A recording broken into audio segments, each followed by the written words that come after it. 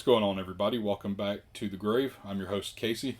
This week we're going to be talking about Obsession from 2025, directed by Curry Barker, starring Indy Navarrete and Michael Johnston. If you're keeping score, this week was supposed to be the VHS Bonanza Part 2, but due to some life circumstances that came up, this show had to take a little bit of a back seat. No big deal, though. We're back. VHS Bonanza Part 2 will be back in some form or fashion, even if we kind of piece it out and do maybe one or two VHS movies mixed in with some other stuff, or break it down into a 3-part series. I don't know. We'll figure it out as we go, but I got some new equipment, and I haven't talked on the podcast in a little while, so I wanted to do something a little bit smaller to get my feet wet, something I'm a little bit more comfortable with that I didn't have to take a whole lot of notes for. And at the moment in my life, Obsession fits into that mold perfectly, because I saw it 5 times in the movie theater and then twice at home.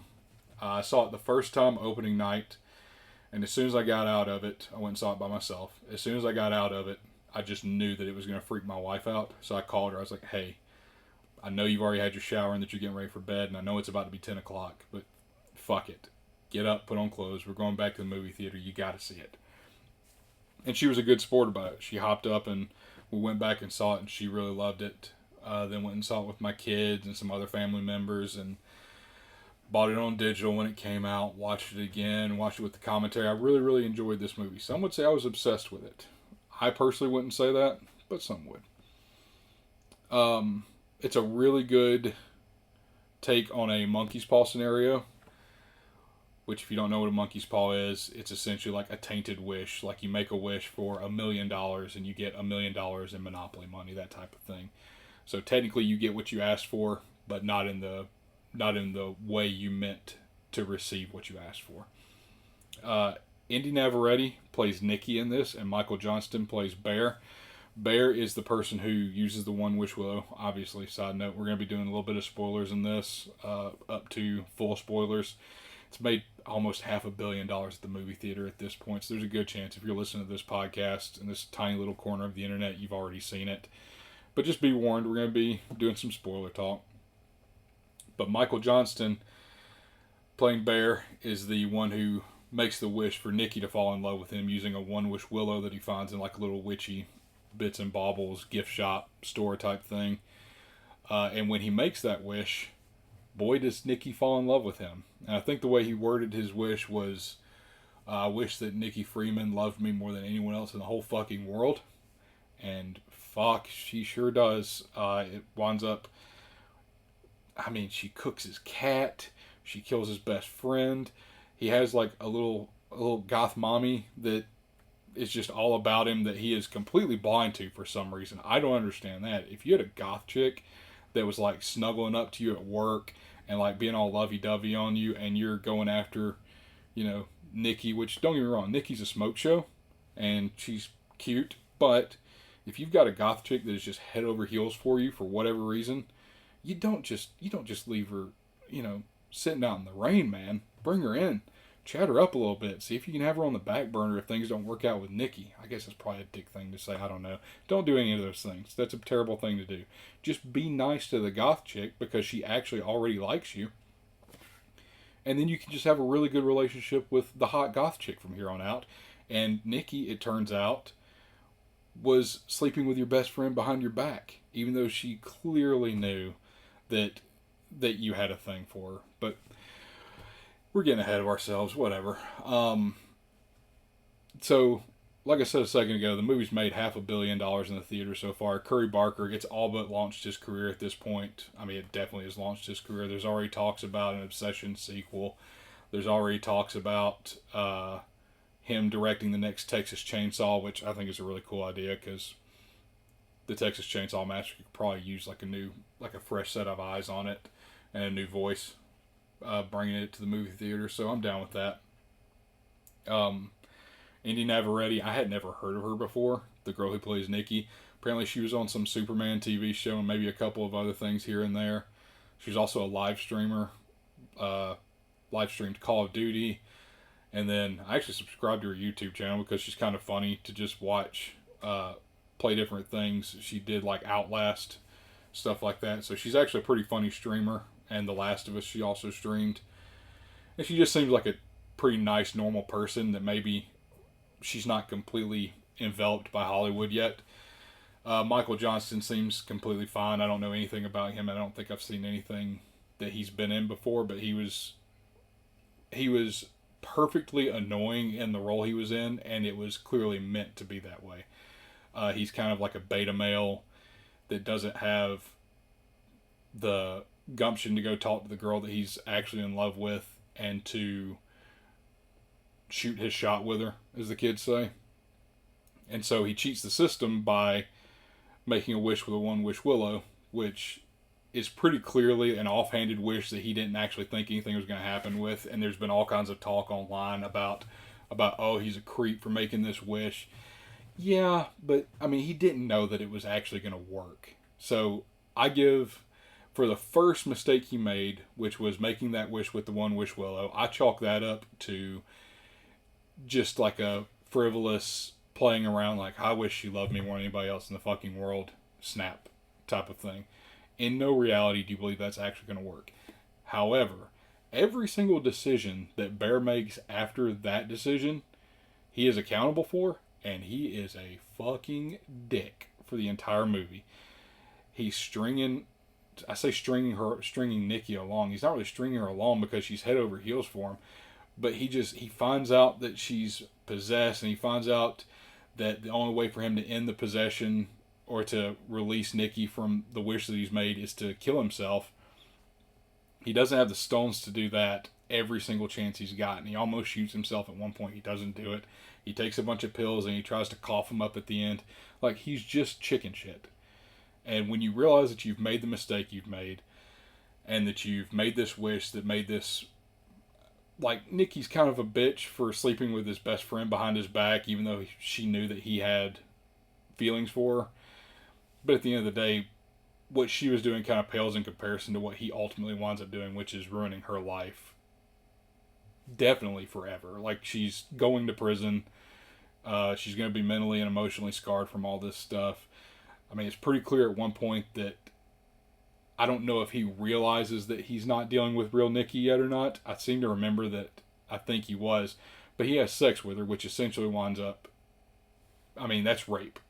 By all accounts, that has to be rape, because the look on her face says that she's not into it. I think she's crying. It's not good, man. Like, nobody wants to see that. So every decision that Bear makes after his first one of snapping the one-wish willow is fucked. And he should be held accountable for it. And frankly, he should die for what he did, because that's the only way that Nikki was ever going to be freed from being imprisoned inside herself while a demon essentially puppets her. All that being said, you've got several really good scares in the movie. You've got a car scene that's really good, once again, with him talking with his goth crush, or the goth girl that has a crush on him that now he's kind of starting to have feelings for, because he's realizing that, oh, you know, she's been here the whole time and I was kind of not even giving her the time of day. Well, too bad, because Nikki breaks in the window and fucking smashes her face with a brick. And the special effects for that scene, the special makeup effects were really good. There's a couple of really good jump scares and some really good use of stop motion, maybe? Slow motion? I don't know. Running some stuff in reverse, that kind of thing. I don't know exactly how they did a couple of the things in the movie, or I have a pretty good idea of how they did it. That worked out really good for being out of nowhere scary scenes. You've got a scene where Nikki's in the corner of the room and they use some special effects makeup that is, if anybody's familiar with like online things, it's called Uncanny Valley, where like their pupils of their eyes are made to look a little bit bigger and their eyes look sunken in, so you look almost like yourself, except like a slightly otherworldly version of yourself. And they did a really good job of lighting that to where you could just make out that something's not quite right with this Nikki. And Indy Navarrette's acting for like being this tortured soul, because essentially she plays a demon and she plays Nikki, and at different times they're both coming out. She does a bunch of really cool like I want to say jump scare type stuff, but it's not really jump scare. It's more like Nikki gets back control of the car for just a second, the car being her body, and tries to do something, and then it gets control taken right back by the demon possessing her. It's really, really good. And there's a scene where she's laying in bed, and Bear's trying to sneak out to go see Goth Mommy. I don't even remember her name. We're just going to call her Goth Mommy from here on out. But he tries to go out and sneak out to see her, and Nikki is asleep, and the demon inside Nikki is asleep. But real Nikki pops out for just a second and is like whispering, "Bear, kill me, please." And that scene in the theater got all kinds of people creeped out. It freaked me out when I first heard it. And it's really sad because this girl is still in there and she's being tortured, essentially, by this demonic presence that she doesn't have any control over her body. And the demon is sleeping with other people, sleeping with Bear when that's not what Nikki wanted, clearly. Causing physical harm to her. She stabs herself in the eye with a broken beer bottle at one point. That special effects makeup was really good. There's all kinds of things that work really well in this movie. The only thing that doesn't, the best friend, which is, I can't even remember his name, but the male best friend in it is kind of throwaway. He's not the best actor, but he's just good enough to be passable in the role. And I think they did a lot of their YouTube stuff together, so Curry Barker did a lot of short horror films on YouTube and some comedy stuff with the guy that plays his best friend, that plays Bear's best friend in the movie. So for all of that stuff, he was functional enough, but the role could have begged for a more believable actor at some points, but he did good enough. The girl that played his goth best friend, or the goth girl that had a crush on him, was really good. Can't remember her name, but she did a really good job. All in all, though, Obsession is absolutely worth a watch, no matter where you see it. I think it's on streaming now because it's been out for a couple of months, so I think you can probably stream it for free, and it's definitely worth your time and money.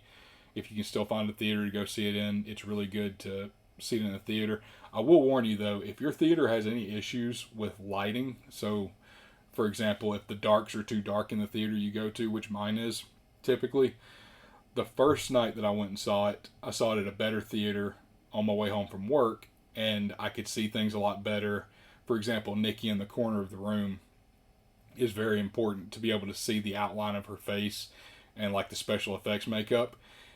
If you can't make that out, which I couldn't in the second viewing because my hometown theater, they tend to make them just a little bit too dark, it's going to cause a problem for you. So especially if you're like at home and you don't have the settings right on your TV, all I'm saying is just make sure that you have your lighting as properly tuned as you can, maybe even brightened a little bit, like Vivid or something like that a lot of TVs have on it, so you can make out some of the finer details in the dark scenes, because it's really going to be necessary to get the full scares here and there. Wear headphones too if you get a chance to watch it and you have like Bluetooth headphones or something. It's really good to hear some of this stuff like right in your ears. I really enjoyed that. So Obsession, all told, I'm going to give a 9.5 out of 10, and really the only ding for it that I could come up with. It's the perfect length. There's nothing wrong with that. The production value is really good. It's made on like $1 million budget, and it's made $500 million almost. There's nothing to knock there. The only thing that I would knock is the actor that plays his best friend is not really the best casting, but he is completely serviceable. Also, I didn't mention this, but Andy Richter's in it from Conan O'Brien, I think it was. He just shows up as Goth Mommy's dad. So anyways, I really appreciate everybody tuning back in. Sorry I took a little bit of a hiatus there, but I really appreciate everybody being here. If you get a chance, check out the YouTube channel. It's To The Grave Horror Podcast on YouTube. I've also got a Slasher account set up. It's essentially like Facebook for horror movie fans. So check me out on Slasher. It's To The Grave Horror Podcast. You guys take it easy. We'll be back here in a week or two with another episode. So keep an eye out. Keep it horror. Catch you later.